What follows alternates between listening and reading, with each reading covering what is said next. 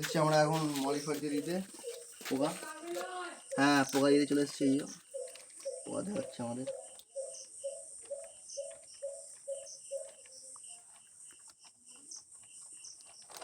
বেশি ওভারলোড হয়ে যায়, সব পটলটা মাছ দেখতে পাচ্ছ পোকার ভেতরে পুরো ঢুকে পড়েছে মাছ। এই যে পুরো পোকার ভেতরে ঢুকে পড়েছে, মানে ওদের খুব ভালো লাগে, হেলদি খাবার তো।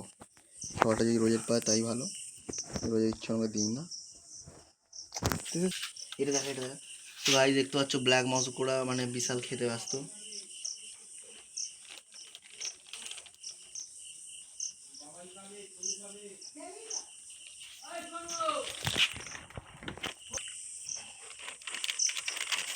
এরকম করে বলবি তো আর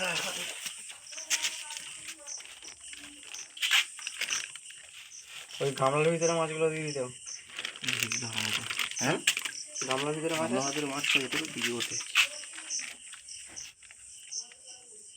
ডিমগুলো জ্যান্ত আছে, ডিমগুলো জ্যান্ত আছে। ডিম বলতে এগুলো ডিমই তো।